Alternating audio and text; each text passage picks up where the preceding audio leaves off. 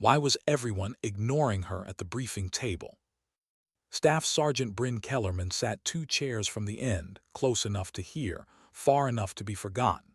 Around her, the room buzzed with radio chatter and the faint whine of generators bleeding through the canvas walls.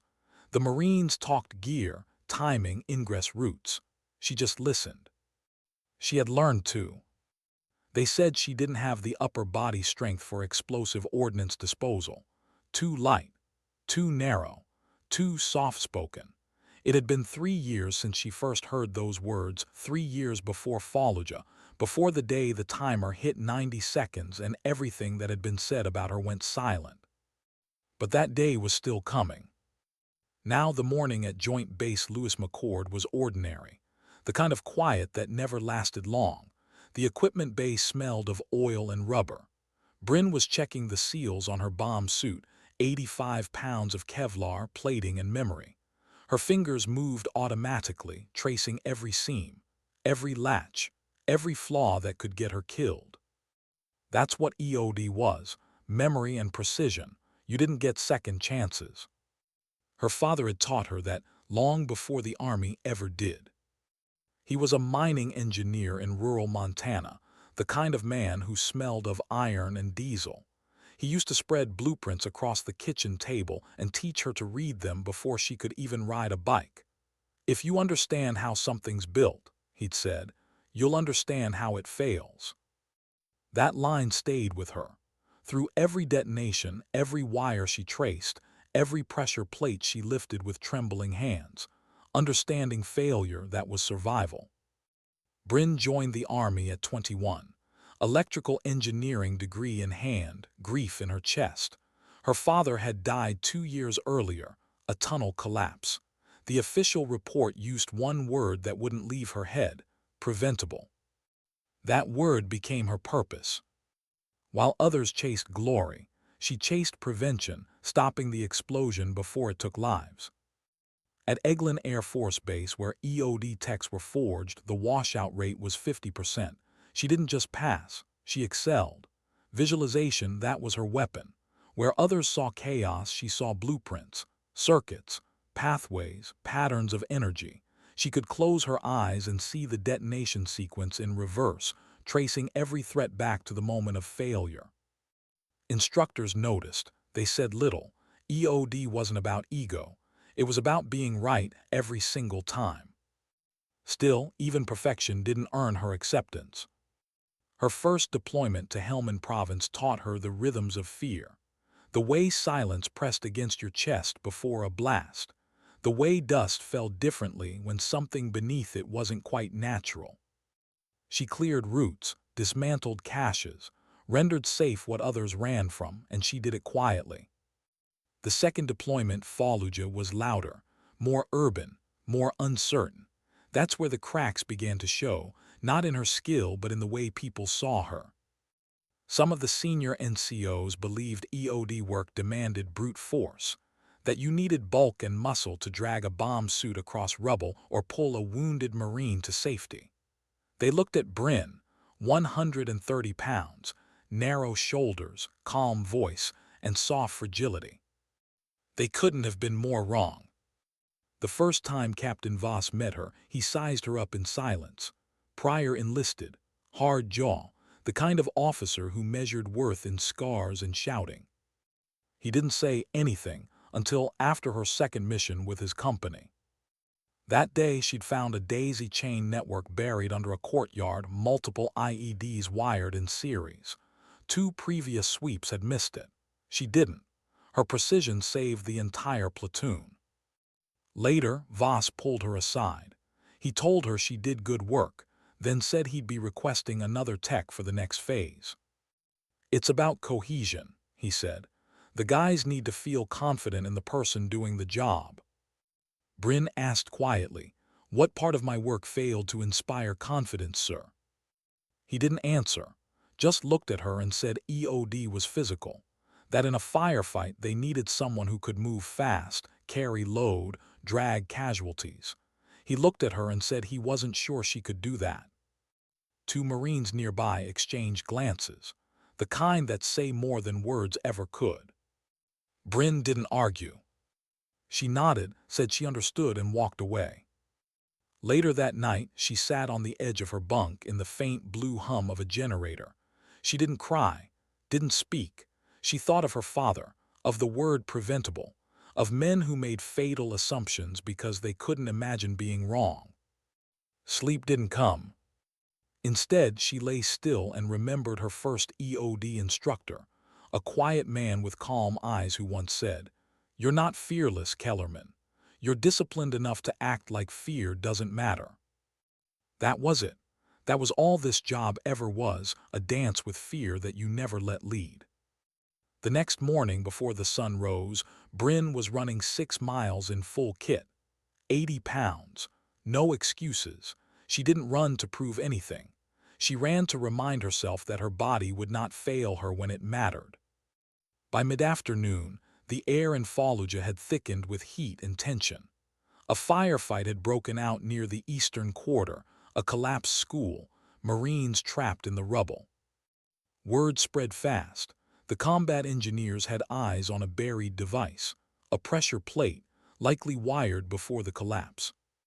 19 Marines pinned. No movement possible, one visible timer. 2 minutes and change on the clock. When Brin arrived, she saw the site: concrete slabs, rebar twisted like veins. The engineers were pale, shouting coordinates over the radio. The gap to the device was barely 16 inches wide, sloping down beneath a collapsed support beam. Cullen, the senior EOD tech on site, was already there, 8 years in, heavyset, reliable. He tried the gap twice and got wedged both times. He told Voss it was impossible. No robot could reach. No disruptor could be fired. The beam overhead would collapse if they detonated anything remotely. Voss's voice cracked over comms. "You're telling me there's no way to defuse it?" Cullen wiped dust from his brow. "Not with our builds. No one fits. We're out of time." Brin stepped forward. "I can fit." Voss turned, stunned. She was already stripping off her outer gear, armor, pads, anything that added bulk. "Staff Sergeant, that's not an order," he said sharply. "It doesn't have to be." Cullen's radio hissed. 2 minutes 18 seconds. Voss looked at her, then at the rubble, then at the lives buried underneath. He didn't want to say yes, but he didn't have a choice. Brin knelt by the gap. Concrete dust coated her face. Her throat mic clicked as she keyed the EOD channel. Her breathing was steady, slow. "Control, this is Kellerman. Comm check over." A voice came through, calm but strained. "Copy, Kellerman. You are cleared for manual render safe. Time on device 1 minute 52 seconds. She didn't answer. She exhaled, all the air out of her lungs until her ribs compressed. Then she slid in. The rubble closed around her like a grave. Every inch forward was a negotiation between breath and stone. Her shoulders scraped concrete, her elbows found jagged edges. She could taste grit, blood, and fear, but she moved anyway. 1 minute 43. She saw it then, the faint glint of metal ahead, the pressure plate, a flat disc, wires running to a small cylindrical charge buried just beyond sight. Her mind mapped it in 3 dimensions: the path, the circuit, the risk. No tilt switches, no redundancy, simple trigger. She keyed her mic once, silent signal for ready to cut. Her right hand found the microcutters. Her left steadied the lead wire. Her breath came shallow. 1 minute 2 seconds. Every sound magnified, her pulse, her breath, the ticking digital display somewhere in the dark. She squeezed. A click. The timer froze, 90 seconds. And stopped. No sound, no explosion. Just the echo of her breathing in the silence. She stayed there for 20 more minutes while engineers stabilized the structure. Dust falling like snow, air thick with disbelief. When they pulled her out, her uniform was torn, her face streaked with concrete dust and sweat. But all 19 Marines were alive. Voss was waiting. He didn't speak, didn't need to. His eyes said everything.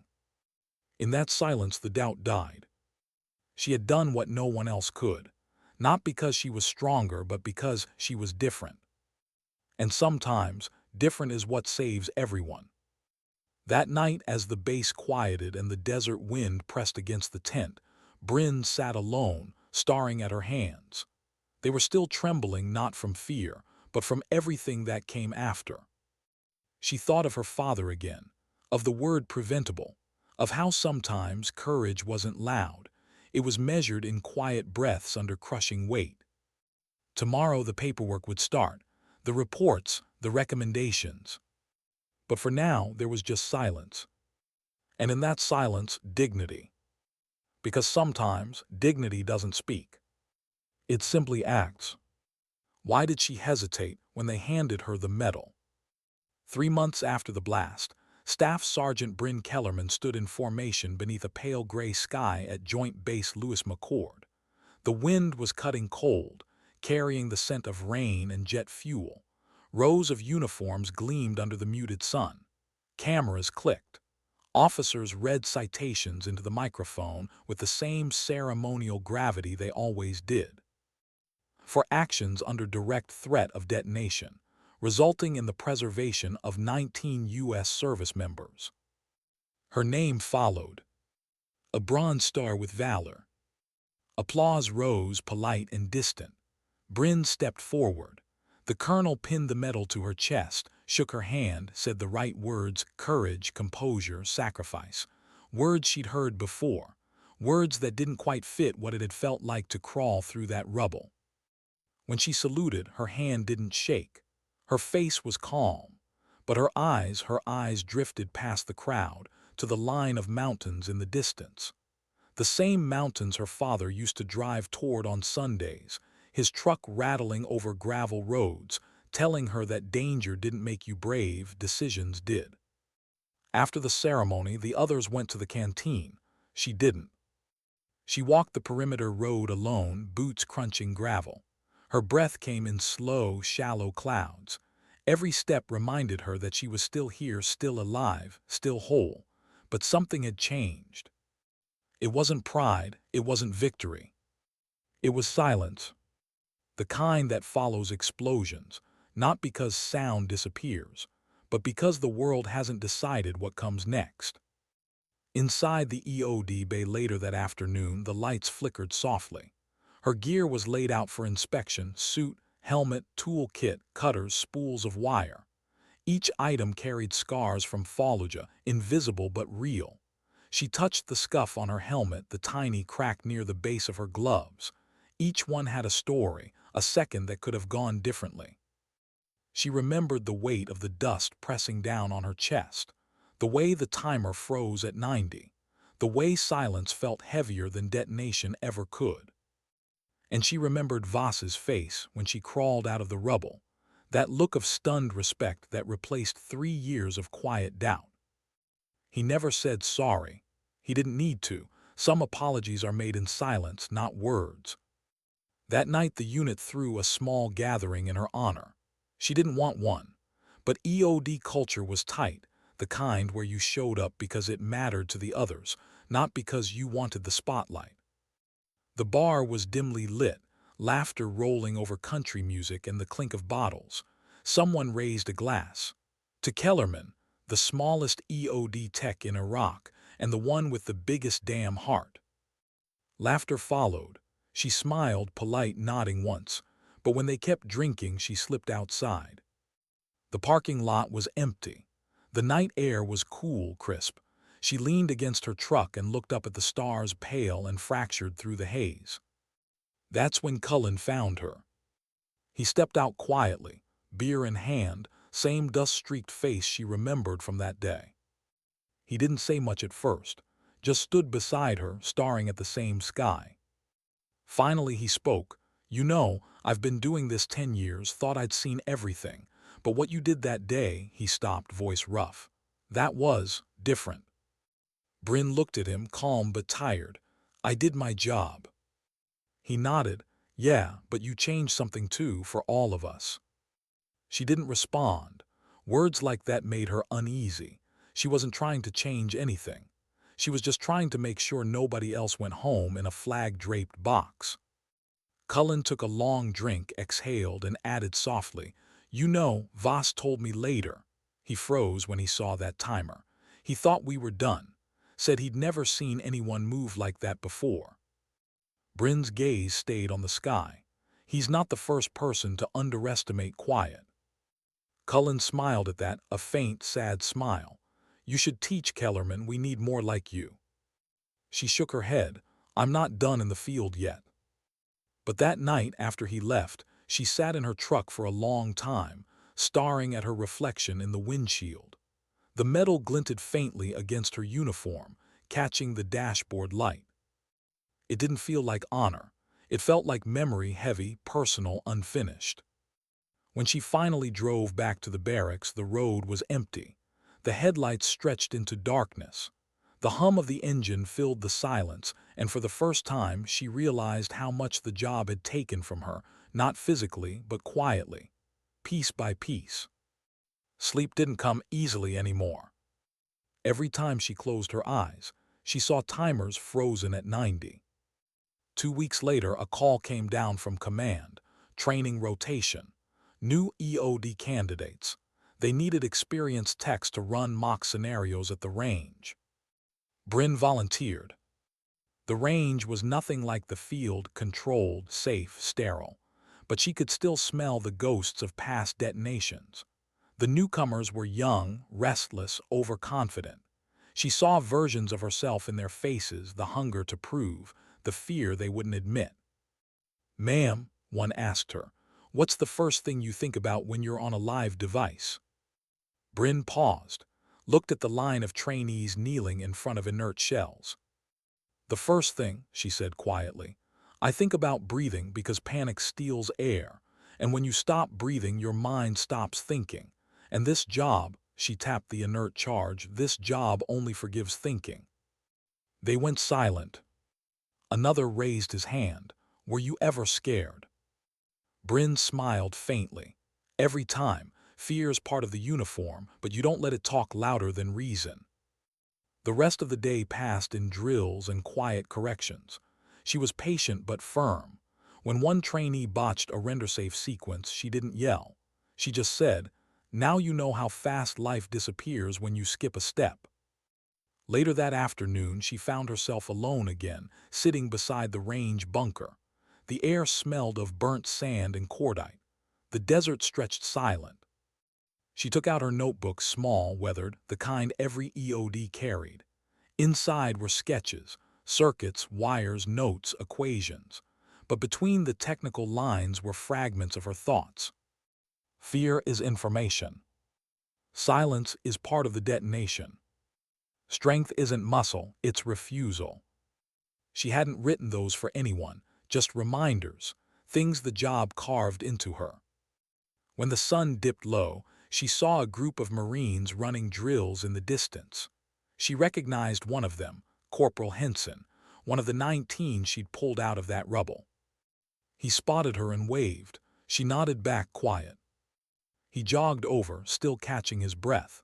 "Ma'am, I didn't get a chance to say it right before, thank you." Brin looked at him, surprised by the raw sincerity in his voice. "I've got a little girl," he said, 3 years old. "I got to see her again because you didn't stop." She didn't know what to say. She just nodded, the corners of her eyes tightening. When he walked away, she sat still for a long time. Sometimes gratitude hurt more than the danger ever did. That night, she called her mother for the first time in months. They didn't talk about the medal, or the mission, or Fallujah. Her mother just asked if she was eating, sleeping, staying safe. Brin said yes to all three. None of it was true. When the call ended, she sat in the dark barracks room, staring at the faint outline of her uniform hanging by the bed. The bronze star caught a sliver of moonlight. She thought about her father again, his steady hands, his calm voice, the way he'd say, "Brin, when things fall apart, that's where you find out who you are." She whispered the words now, to no one. When things fall apart. The room felt smaller, quieter. But she didn't feel weak. She just felt real. Days turned to weeks. Orders came down for reassignment. Another deployment. Before she left, Cullen found her again, same hangar, same smell of oil and silence. "You sure you're ready?" he asked.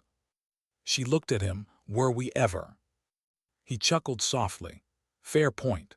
But listen, what you did in Fallujah, it's already being taught at EOD school. They call it the Kellerman Crawl." She frowned. "That's not funny." "It's not meant to be. It's respect." She shook her head. "I didn't do it to be remembered." He nodded slowly. "The ones worth remembering never do."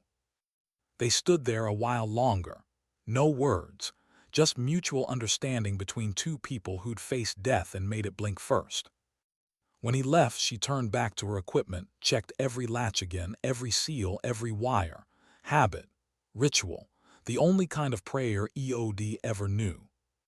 She didn't know where the next call would come from, or what it would demand. But she knew one thing. Fear would still come. Doubt would still come. And when it did, she'd do what she always had. Breathe, think, move. Because courage isn't the absence of fear. It's the decision that fear doesn't get to decide. Why did the sound of a child's laughter make her freeze? The convoy had stopped on the outskirts of Mosul. Dust hung in the air like ghosts. The air was thick with exhaust, tension, and something else, the faint echo of a playground. Swings creaked somewhere beyond the broken walls, moved only by wind. Brin sat in the back of the MRAP, her helmet pressed against the steel wall. Her fingers traced the edge of her gloves, the same pair she'd worn in Fallujah, worn thin but still serviceable. She wasn't supposed to be here again, not after everything. But EOD had a saying, as long as someone's building bombs, someone has to find them. This time she wasn't alone. Across from her sat Specialist Monroe, 22, fresh out of school, sharp-eyed, too eager to prove himself. He'd heard the story. Everyone had. The Kellerman Crawl. He looked at her with a mix of awe and nerves. "Ma'am," he said, voice cracking through the static of the headset, "is it true you stopped a timer at 90 seconds?" Brin didn't look up. "It's true that the clock stopped." He hesitated. "How'd you know it would?" She glanced out the narrow window, the city's ruins rolling past like scars. "I didn't." That silenced him. The convoy rumbled on through narrow streets. Every shadow could hide a threat, every wire another decision. She learned not to chase peace, only to manage quiet. They reached the site just after noon. The call had come from local security forces, possible IED near a residential block. Not military, civilian. Those were the hardest. Too many bystanders, too many small details that didn't fit the rules. She stepped out into the heat. The smell of burnt oil and dust clung to everything. Monroe followed close behind, lugging the disruptor kit. His movements were clumsy, untested. She could see his pulse in the side of his neck. "Breathe," she said quietly. He exhaled. "Yes, ma'am." Ahead, the street was cordoned off. Locals stood behind barriers, mothers, children, men with folded arms, eyes full of fear and curiosity. Brin crouched near the center of the road where a small cart sat abandoned. Metal box inside. No visible wires. Too clean. She studied it without touching, eyes scanning every angle. Something about it was off, the placement, the symmetry. Monroe knelt beside her. Looked simple enough, probably a hoax. She shook her head. Simple kills fastest. He didn't understand yet, but he would. Her hands moved automatically, measure, mirror, distance. The box was pressed slightly into the dirt, weight distributed unevenly. That told her what she needed to know. "Pressure plate under it," she murmured. "Probably dual stage. Disruptor shot will set it off." Monroe frowned. "Then how do we?" She cut him off. "We go manual." His eyes widened. "Manual in the open." Brin nodded once. "Get the shield ready, we'll move slow." The crowd had gone silent. Even the air felt still. She lowered herself inch by inch, the sound of her own breathing filling the comms. The ground radiated heat through her knees. Each breath was measured, deliberate. Then she heard it, faint giggling behind the barrier. A child, maybe 6, holding his mother's hand. The same kind of laughter she hadn't heard since Montana, since the last day her father came home covered in coal dust and smiled before everything collapsed. Her pulse quickened. "Ma'am," Monroe's voice crackled. "You okay?" She nodded, forcing focus back to the device. "Fine, just stay ready." Inside, she wasn't fine. That laugh, it had opened something she'd buried under layers of training and survival. The memory of a girl who'd once believed her father was indestructible, until one day he was. She steadied her hands. The box's lid was slightly ajar. Inside, she could see a battery, a tangle of red and blue wire, a crude timer made from a repurposed phone. She'd seen hundreds like it. "Low tech," she said, "but smart." Monroe crouched lower. "You want me to cut?" She shook her head.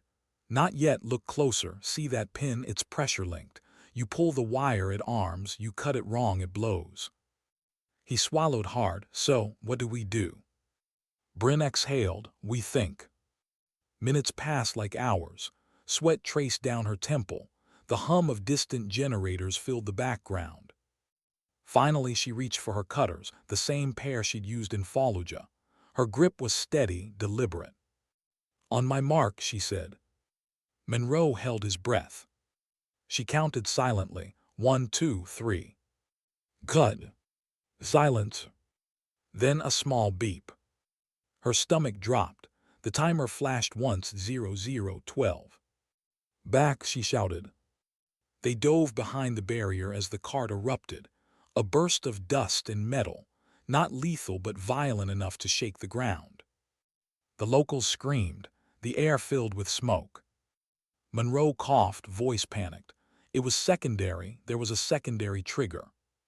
Brin pushed herself up, ears ringing. "Report." "No casualties, just shrapnel." She nodded, breath heavy, eyes on the smoking crater.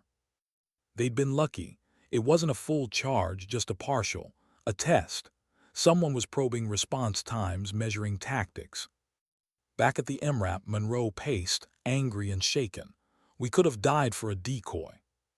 Brin sat on the bumper, wiping blood from a shallow cut on her cheek. "Then next time, you'll recognize the decoy faster." He turned to her, frustrated.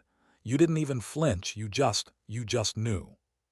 She looked up at him, eyes calm but distant. "I didn't know, I just didn't stop." He frowned, trying to understand. "Why not? Why keep doing this? After Fallujah, after today, you've already proven everything." Brin stared at the horizon, the gray skyline melting into smoke. "Because proving something isn't the same as fixing it." He didn't reply, he couldn't. They rode back to base in silence. That night, Brin sat in the debriefing tent. The commander's voice droned through the report: local insurgent testing ground. No fatalities, excellent control under pressure. The words blurred together. When they dismissed her, she walked outside. The desert wind carried the faint scent of burning rubber and rain. Monroe was waiting near the vehicles, eyes still wide from adrenaline. "Ma'am," he said softly, "I froze back there. If you hadn't yelled, I—" She cut him off gently. "You froze because you cared. That's not weakness, that's awareness." He nodded, unsure what to do with that. "Go get some rest," she said. "Tomorrow we start again." He hesitated. "You ever wonder why we do it? Why people like us keep going back?" Brin smiled faintly, the kind of smile that hides more than it shows. "Every day, and every day I still put on the suit." When he walked away, she stood there alone, the wind tugging at her sleeves, the sky wide and indifferent. She thought of her father again, and of something he used to say when they worked in the mine's service tunnels. "You don't fight the dark, Brin. You learn to see in it." She whispered it now, almost like a prayer. "You learn to see in it." Weeks passed. More calls, more devices. each one different but all the same fear wrapped in circuitry. Monroe got better, faster, more confident. He still made mistakes, but he learned. He watched Brin closely, the way she never raised her voice, never rushed, never doubted. But inside she was changing. Every mission felt heavier, not from fear, but from the growing realization that her calm had a cost. She wasn't sure what she'd traded for it. During downtime, she'd sit in the mess hall, surrounded by noise but untouched by it. She'd write small notes in her field book, reminders, fragments of lessons. Calm isn't peace. Every silence has a sound if you wait long enough. Don't mistake numbness for strength. She didn't show them to anyone. They weren't for the next generation. They were for her, proof she still felt something. One morning, Monroe brought her coffee. "You heard, commands rotating us home next month." Brin looked up slowly. "You happy about that?" He grinned. "Can't wait, my fiancé's due in 6 weeks." Her smile softened. "That's good, Monroe." He frowned. "You don't sound happy." She took a slow sip of coffee. "I am just. Sometimes it's hard to switch off what the job teaches you to turn on." He didn't understand yet. He would. That afternoon, they got another call. Remote area, civilian report, simple metal drum half buried in a field. Routine. But Brin had stopped believing in routine. They arrived near sunset. The light turned the sand gold, almost peaceful. Monroe took point, cautious but confident. Brin followed a few steps behind, scanning the ground. Something was wrong. No debris, no scatter pattern, no footprints leading in or out. Her gut tightened. "Monroe, stop." He froze. "What is it?"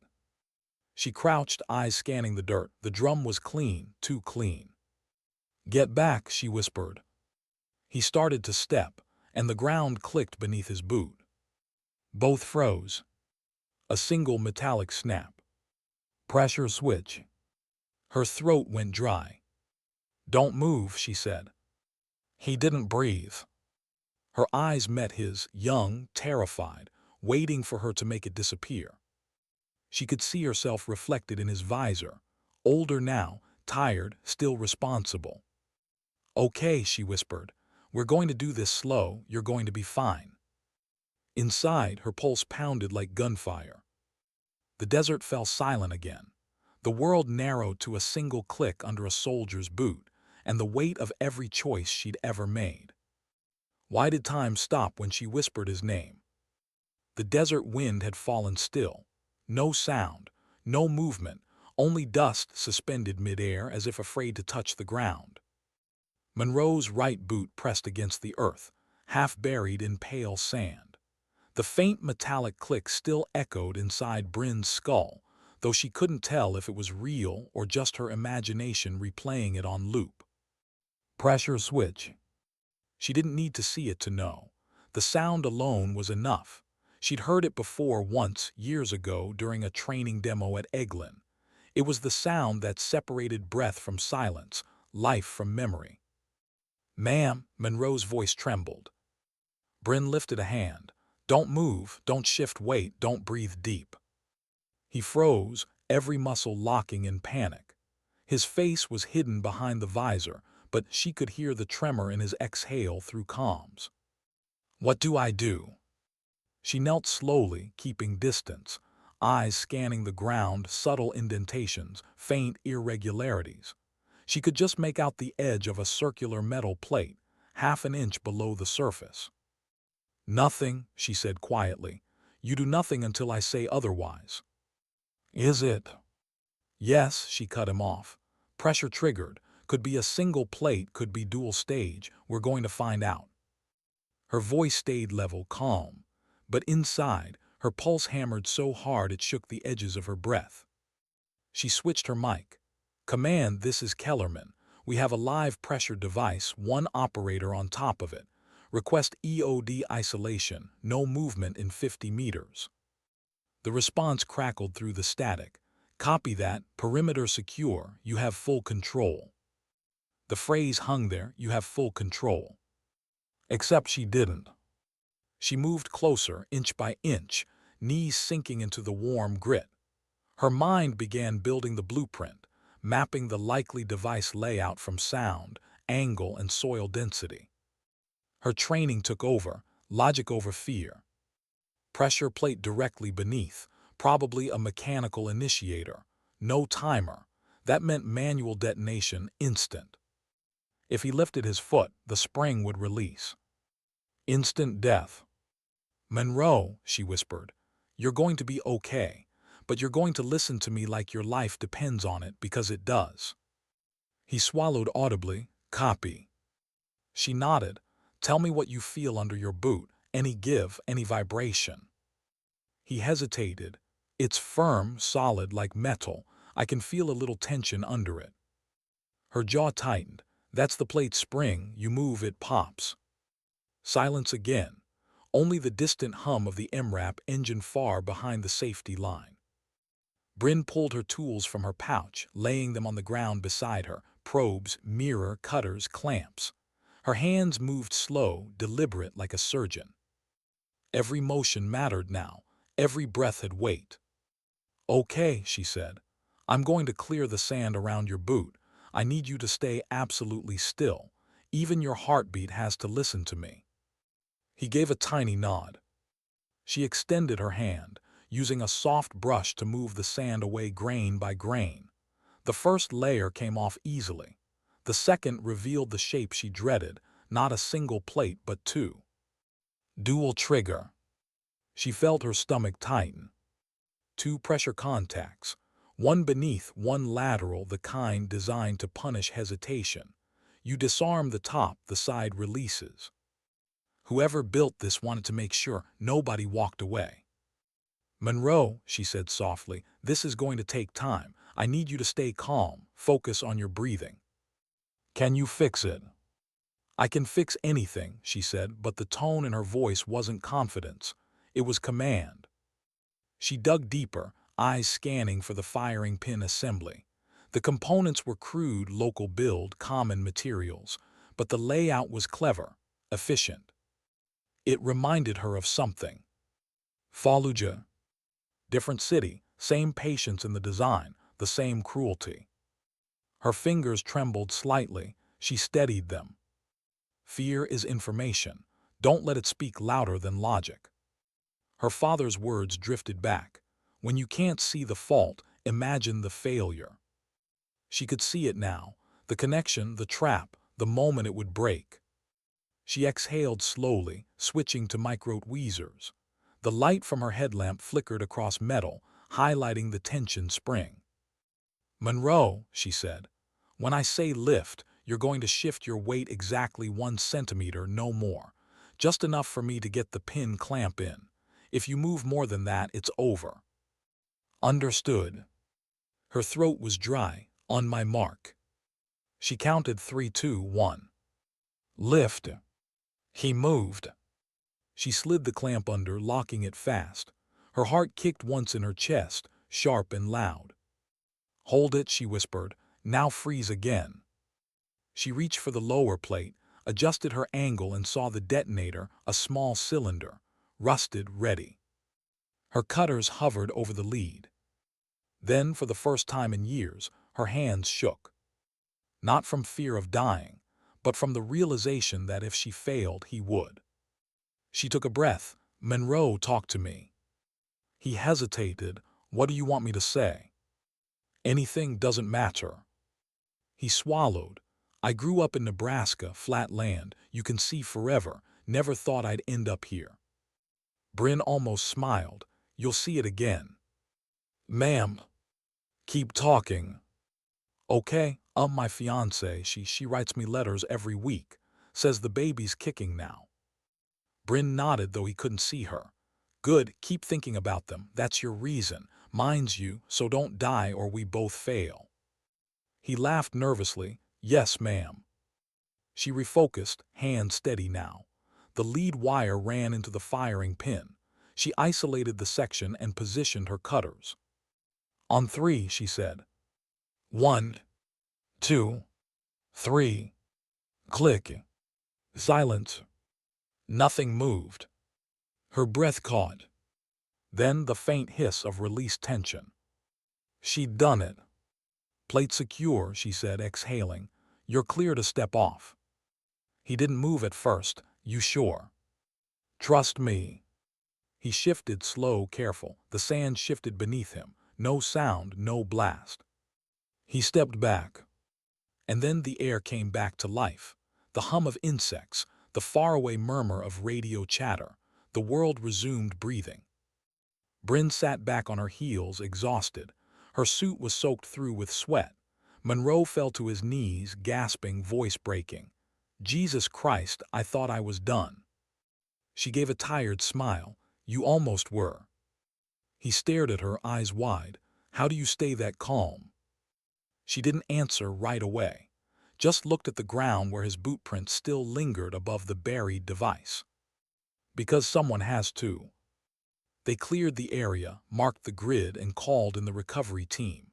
As they rode back, Monroe stared out the window, silent. Brin sat beside him, her hands folded loosely on her lap. The adrenaline had faded. What remained was emptiness, that strange, hollow quiet that always followed survival. Back at the base, she filed her report. Technical, precise, emotionless. Later that night, she went to the motor pool. The hangar lights buzzed overhead, casting long shadows. She sat on an ammo crate, her bomb suit beside her like a sleeping beast. Her hands shook again, just once, enough to remind her she was still human. She whispered into the stillness, "Dad, I wish you'd seen today." No answer, only the wind pressing against the metal doors. 2 days later, Monroe found her at the range. He looked different, quieter, older somehow.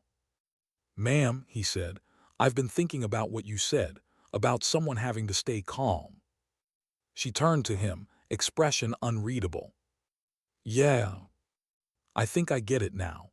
It's not about being fearless. It's about holding fear still long enough to act anyway." Brin nodded once. "Then you're ready." "For what?" "For the next one." He hesitated. "And if I'm not?" She met his eyes. "Then I will be." Later that evening, she sat in the mess hall. Alone. The others laughed at another table, cards, music, a borrowed moment of normal. She didn't join them, couldn't. She stared at her coffee, cold and untouched. Her reflection rippled in the dark surface, a face she barely recognized anymore. For the first time, she admitted it, not out loud, not even to herself fully, but enough to feel the truth. She wasn't sure how many more detonations she could silence before something inside her exploded instead. That night she couldn't sleep.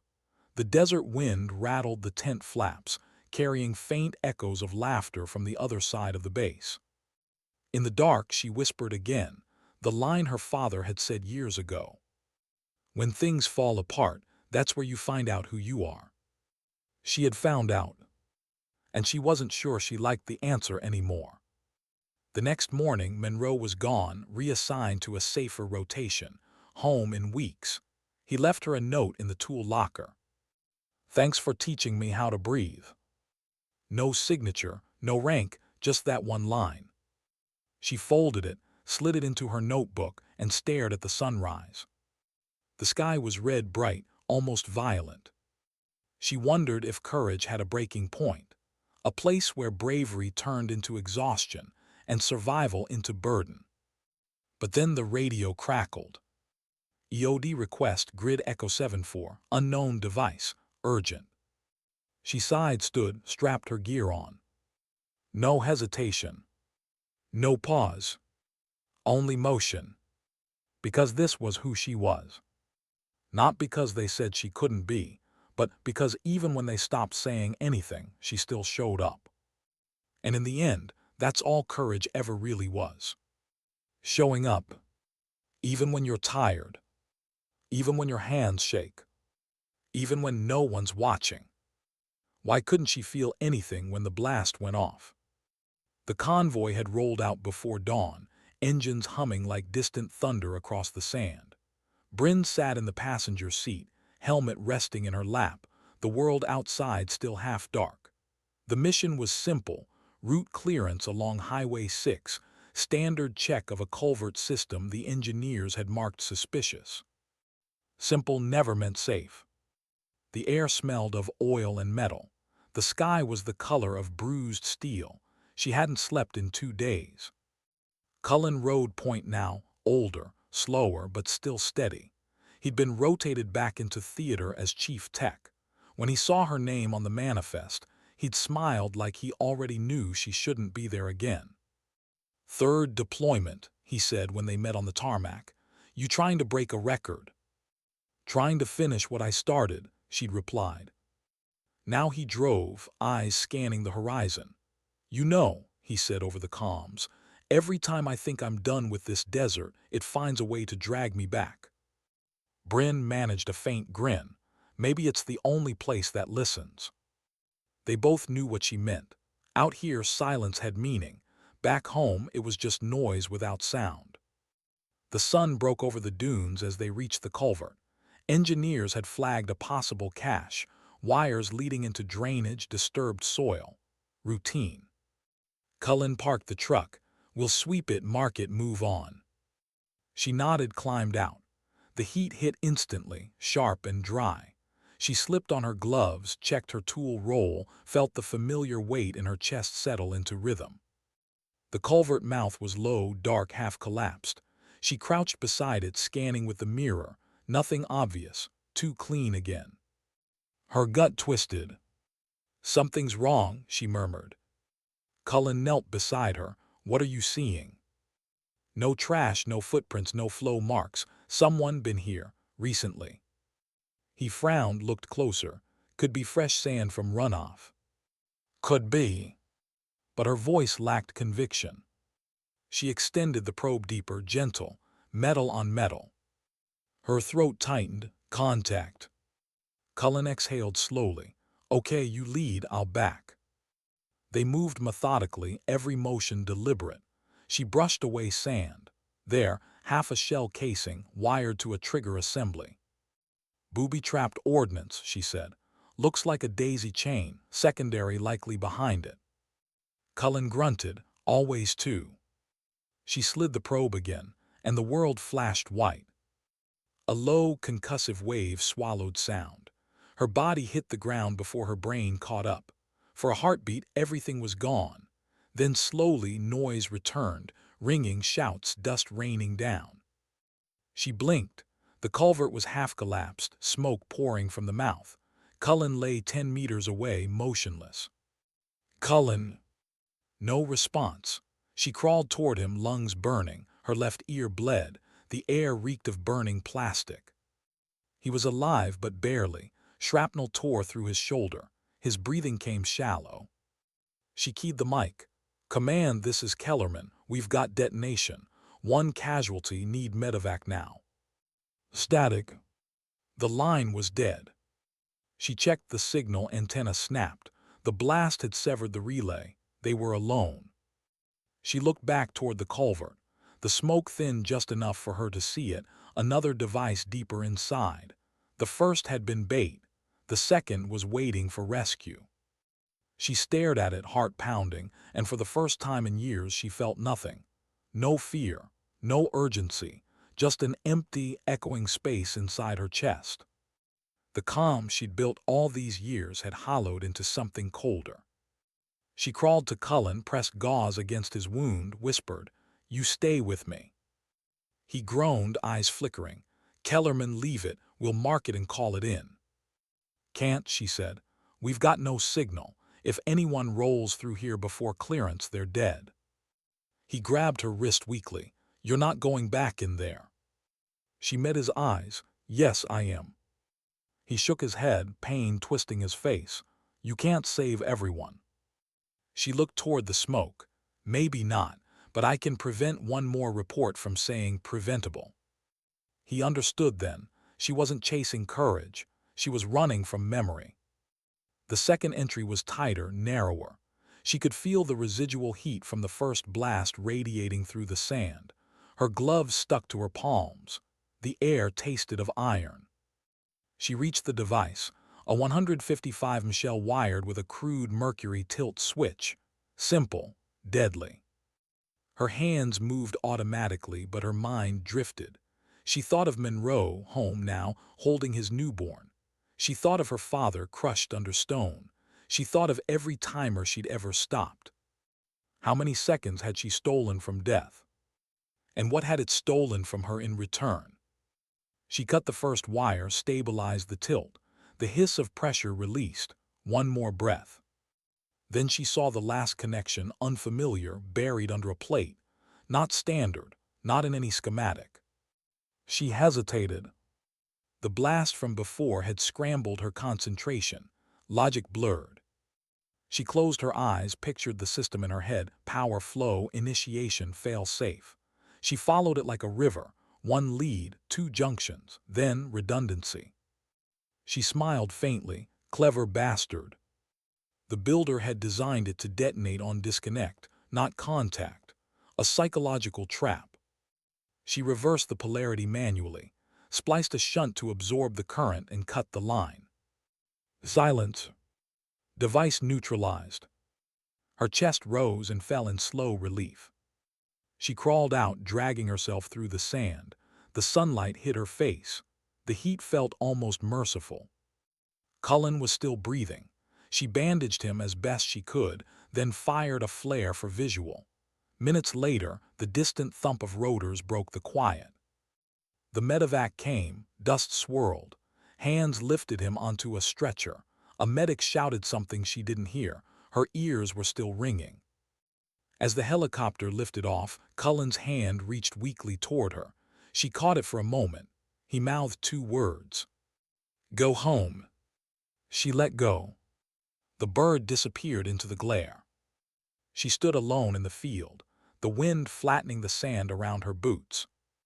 And then she realized she couldn't feel her own heartbeat.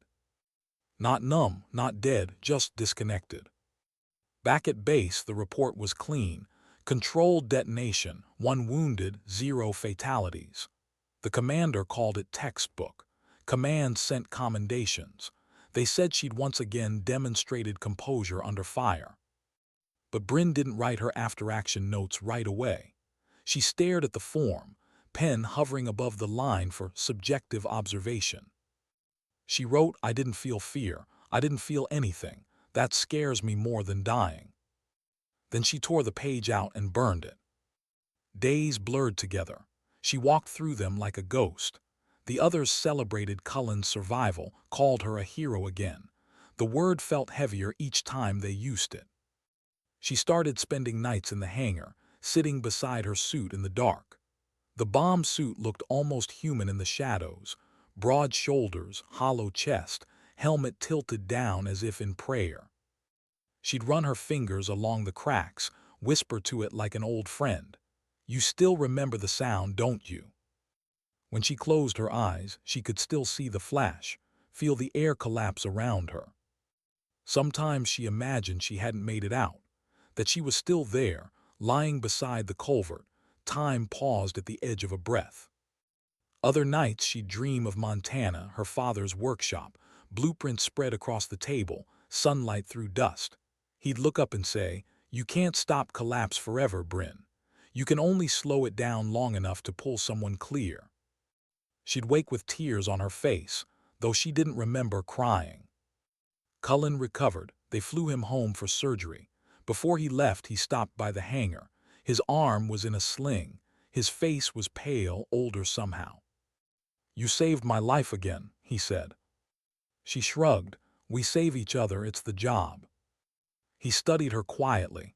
No, that's what you tell yourself so you can keep doing it. She met his eyes, steady.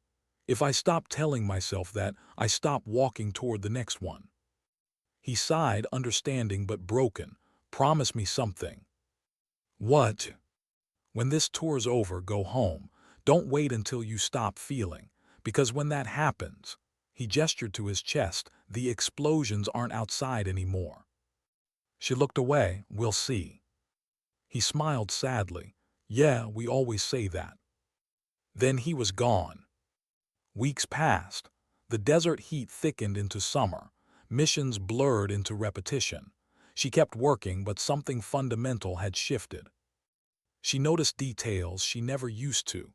The way her hands trembled after cutting a wire, the dull ringing that never left her ears, the moments between tasks when her thoughts went blank. It wasn't burnout, it was erosion. Each mission scraped away a little more of her, until only function remained. And function was all the army asked of her.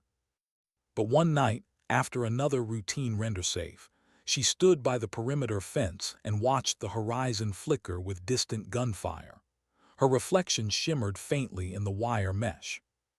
She whispered to herself, "Who am I when there's nothing left to defuse?" No answer came, only the wind. She thought of all the lives she'd saved, the seconds she'd stolen back from death. Yet here she was, alive but unsure what that even meant. The next morning, orders came down again.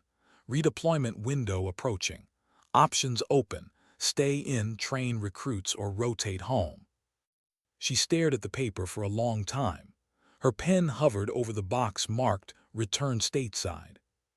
Her hand refused to move. She closed her eyes. In the silence, she heard her father's voice again, faint, patient, unwavering. "You don't prove strength by holding on, Brin. You prove it by knowing when to set the charge down." She opened her eyes, signed the form. Then she folded it neatly and slipped it into her chest pocket. That night she walked to the edge of camp past the last floodlight. The stars stretched endless and cold. She took off her gloves, let the sand run through her fingers. It felt like time, always slipping, never stopping. Somewhere behind her, a generator coughed. Somewhere ahead, another mission waited for someone else. For the first time, she didn't feel responsible for all of it. She just felt human. And in that fragile, fleeting moment, it was enough. Why did the silence at home sound louder than the explosions? Rain tapped against the window, slow and steady. It had been 3 months since she left Iraq, but Brin Kellerman still woke before dawn, still reached for a uniform that wasn't there, still listened for radio chatter that no longer came. The apartment was small, too clean, too quiet. The walls didn't hum like generators, the air didn't carry dust, it carried nothing. On the kitchen counter sat her medal still in its box, Bronze Star, Valor Device, her name engraved with mechanical precision. She had never opened it. It wasn't shame, it just didn't belong here. The television murmured low news, traffic, weather, politics, the kind of noise that never meant anything. She turned it off. The silence returned, heavy and complete.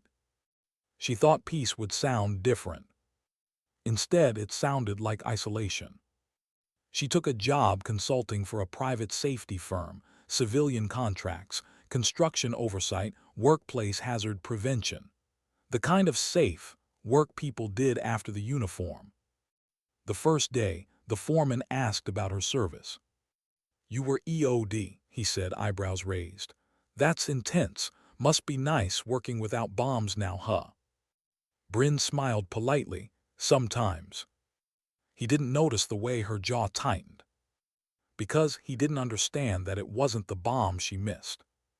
It was the clarity. War had rules, cruel ones, but rules nonetheless.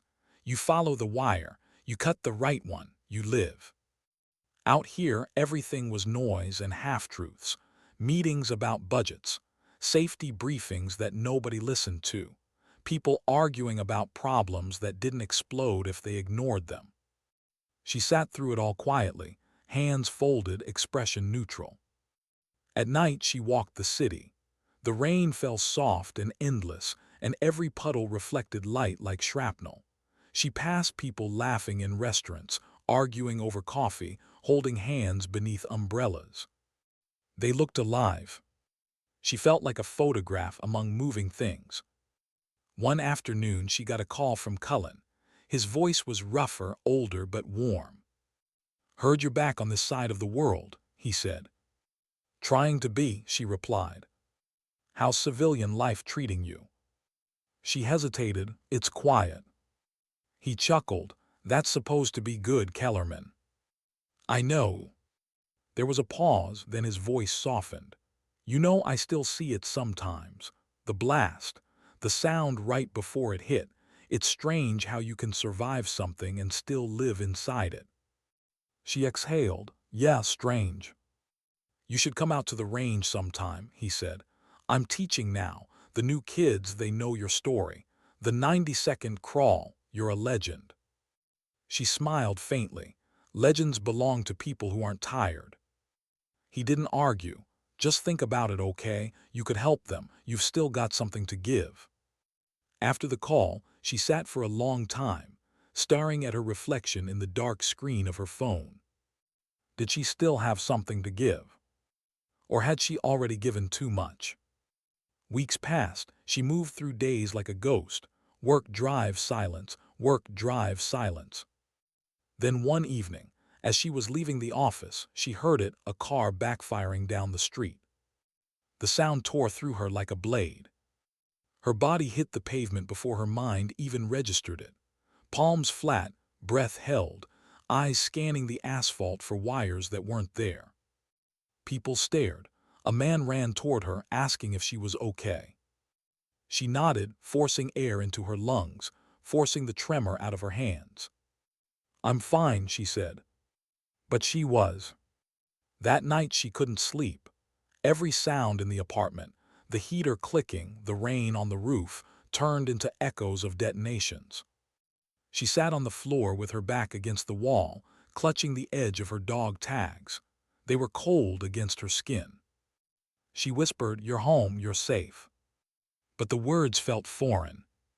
Because safety wasn't silence. It was something she no longer recognized. A few days later, she went to visit her mother in Montana. The air smelled of pine and wet earth. For the first time in years, she saw open sky that wasn't broken by sandstorms or tracer fire. Her mother hugged her longer than she expected. You look thin, she said softly. Brin smiled. I'm fine. Her mother studied her face, the quiet fatigue behind the eyes, the small tremors she tried to hide. Do you still see it? She asked. Brin didn't answer. She just looked out toward the hills. Sometimes, her mother said gently, you don't have to be strong, you know. Brin's voice cracked. That's the only thing I know how to be. They stood in silence, the wind rustling through the trees like whispers. That night Brin slept in her childhood room. The wallpaper was the same, faded stars, old posters. On the desk sat a photo of her and her father, both covered in dust, holding a half-built model engine. She ran her fingers over the frame. His eyes looked back at her, calm, sure, unshakable. Did you ever feel this tired? She whispered. The photo didn't answer, but the memory did. You don't get tired from danger, Brin. You get tired from meaning, because meaning costs more than fear ever will. She closed her eyes. And for the first time in a long time, she dreamed without explosions. When she woke, the sun was bright, the kind of light that made everything look like it could start again. She drove into town, passing the old mining site where her father once worked. It was sealed now, fenced off, reclaimed by grass. She stopped the car, stepped out, and stood by the rusted gate. She remembered the day it collapsed, the day everything changed. That word, preventable, still echoed somewhere deep inside her. She realized something then. She had spent her entire life trying to undo that one word. Every bomb she'd disarmed, every life she'd saved, all of it was a fight against the idea that tragedy could have been stopped if someone had just done more. And maybe she'd done enough. Maybe that was the hardest truth of all. When she returned to the city, she called Cullen. Still have that range open? She asked. He laughed. Always thought you never ask. 2 days later, she stood on the EOD training field again. The smell of burnt sand and steel hit her like memory. Trainees were lined up in full gear, nervous but eager. Cullen waved from across the field. Look who decided to come home twice. She smiled. It wasn't wide, but it was real. He handed her a training aid, a simple mock device. "We're running confined entry drills. Want to walk them through it?" She hesitated, then nodded. As the students gathered around, one of them, a young woman, maybe 20, asked, "Ma'am, were you the one from Fallujah? The 90-second crawl?" Brin looked at her, studied the same mix of fear and determination she once had. "Yeah," she said quietly, "that was me." The trainee's eyes widened. "What was it like?" Brin paused. The old answer rose, technical, detached, procedural, but she didn't use it this time. "It was quiet," she said, "and when it was over I didn't feel brave, I just felt grateful." The trainee nodded slowly, as if trying to understand something too big for words. Brin looked at them all, a dozen young faces about to walk the same narrow line between control and chaos. She said, "You'll think this job is about courage. It's not. It's about steadiness. About being the person who doesn't run when everyone else wants to. And when you stop being that person, you take the uniform off. That's not weakness. That's wisdom." Cullen smiled from behind her. When the session ended, she stayed on the range long after the students left. The sun dipped low, painting the sky in amber and gray. She stood where they'd been standing, feeling the weight of years settle in her chest, heavy, familiar, almost comforting. For the first time, the quiet didn't feel empty. It felt earned. That night she drove home with the windows down. The wind rushed through the car, cold and alive. She passed the lights of the city, reflections on wet asphalt, 1,000 moving stars. At a red light, she looked up at the night sky and whispered, "Dad, I think I finally understand." The light turned green. She drove on. Sometimes dignity doesn't speak. It just keeps showing up. Why did her hands start shaking again after all this time? It was late afternoon on the training range, and the wind carried a faint smell of cordite and summer dust.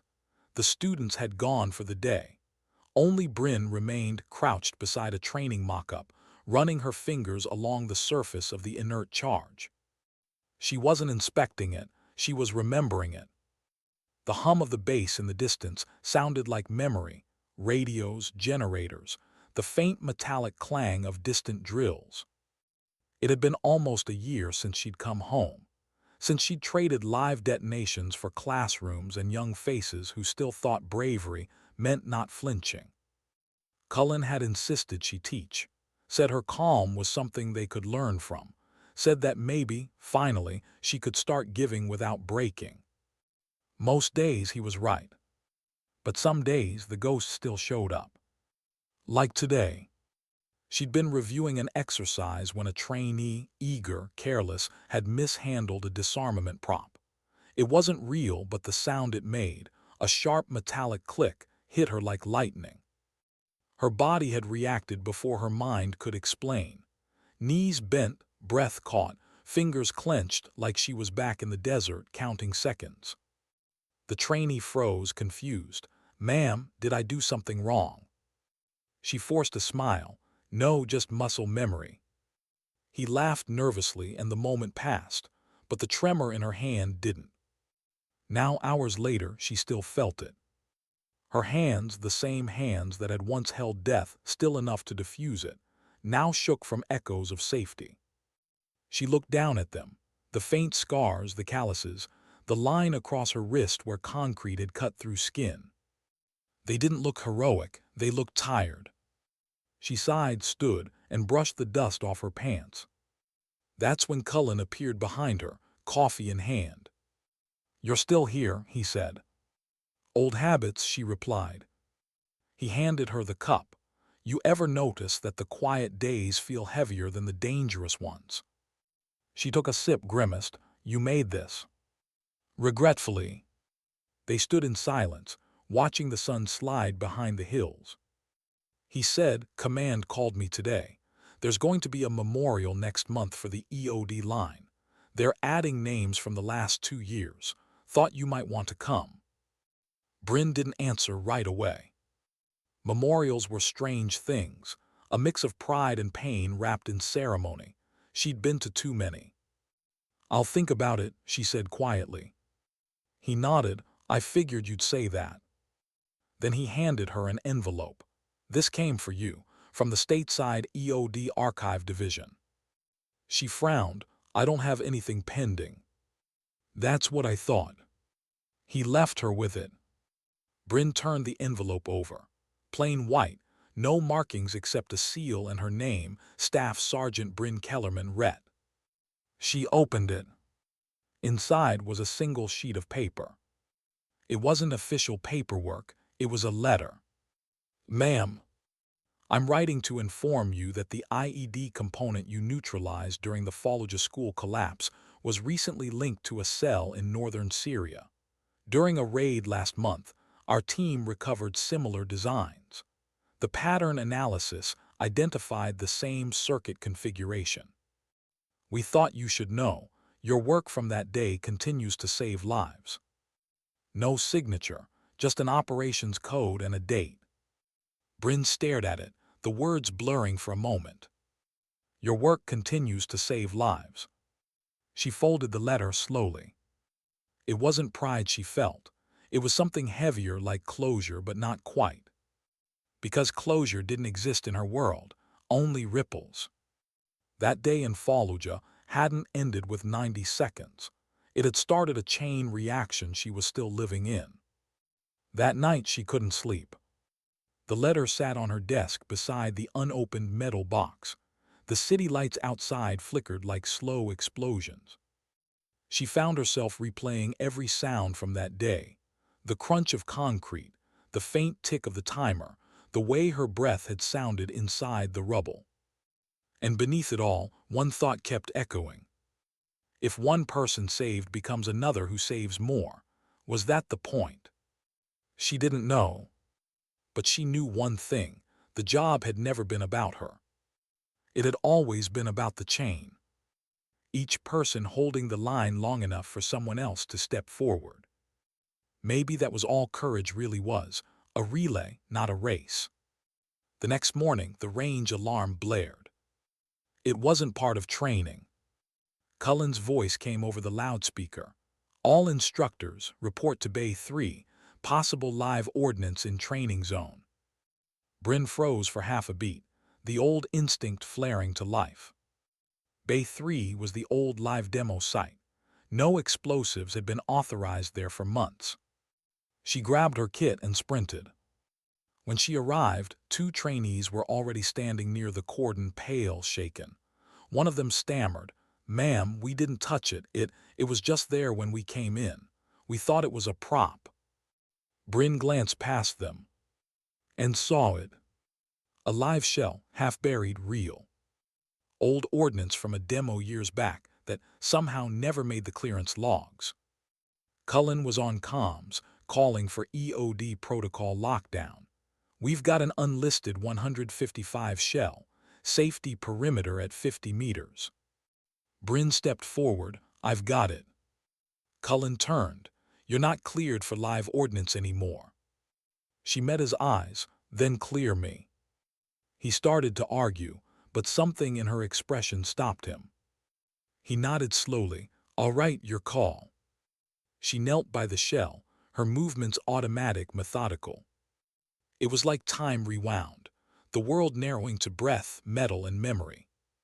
She inspected the fuse, old, corroded, possibly armed by vibration. Every instinct told her this was how it began, the calm before everything went wrong. But as her hands hovered over the fuse housing, she realized something strange. Her hands weren't shaking anymore. Not this time. Her breath was steady, her pulse calm. The fear was there, but it had no voice. She smiled faintly. "You and me again, huh?" she whispered to the bomb. She removed the safety ring, depressed the spring, rotated the casing, and locked the arming pin with her clamp. The sound it made, a soft metallic click, was almost comforting. And then silence. It was over. She sat back, exhaling. Cullen approached cautiously. "You good?" She nodded. "Yeah, I think I finally am." He looked at her, half smiling. Still got it. Never lost it, she said. Just forgot what it felt like to use it without fear. Later that evening, the trainees gathered around her. The incident had rattled them, first near miss for their class. Brin stood in front of them, the desert wind blowing strands of hair loose from her braid. She said, "What you saw today wasn't heroics. It was control. Fear will always be there. The trick is to keep it on a leash. If it ever leads, you don't belong near a bomb." A young recruit raised her hand. "Ma'am, were you scared?" Brin smiled gently. "Always, but fear's part of the deal. You just don't let it sign your name." They nodded, silent. She turned to leave, but stopped halfway and looked back. "Remember this," she said softly. "When you're down there, when it's quiet, when your breath is the only thing you can hear, you're not fighting death. You're protecting life. And that's a better reason than any medal." That night she drove to the coast, parked near the cliffs. The ocean roared below, the kind of sound that didn't ask for permission to be loud. She stood there, wind in her hair, salt in the air, watching the horizon fade into darkness. She pulled the letter from her jacket pocket, unfolded it one last time. "Your work continues to save lives." She let the paper go. The wind caught it, lifted it away. Then she took the metal box, opened it finally, and held the star in her palm. It gleamed faintly in the moonlight. She whispered, "You were never the point." Then she set it gently on the ground and walked away. The waves kept breaking, the wind kept blowing. And for the first time, she felt the world moving again, not around her but with her. Back on base the next morning, Cullen found her standing by the fence line, coffee in hand, watching the sunrise. "Long night?" he asked. She smiled, "Good one." He raised an eyebrow. "You thinking of leaving again?" She shook her head. "Not yet. The next generation still needs someone to tell them not to run." He nodded. "You really think they listen?" Brin looked toward the trainees gathering in the distance, their laughter echoing faintly across the sand. "Maybe not yet," she said, "but one day they will, and when that day comes, I'll know I did something that mattered." Cullen smiled. "You already did." She didn't answer. She just looked at the sunrise, calm and unafraid, her shadow stretching long across the sand. Because for the first time, she wasn't defined by what she'd diffused. She was defined by what she'd carried, and still chose to lay down. Why did she smile when she finally took the uniform off? The hangar was almost empty. Afternoon light spilled through the open doors, painting long bars of gold across the concrete floor. Brin stood by her locker, hands resting on the bomb suit that had followed her through a decade of war. The fabric smelled of oil and sand and memory. Today was her last day on base. Her name was already off the duty roster. Her tools had been turned in, her clearance badge clipped. Only the suit remained. She ran her fingers across the helmet's scarred visor. Every scratch was a second she'd borrowed from fate. Cullen walked in quietly, a folder under his arm. "You sure you're ready for this?" Brin smiled. "I've been ready for a while, I just didn't know how to stop showing up." He nodded, eyes soft. "That's the hardest part, letting the quiet mean something." They stood there a long time.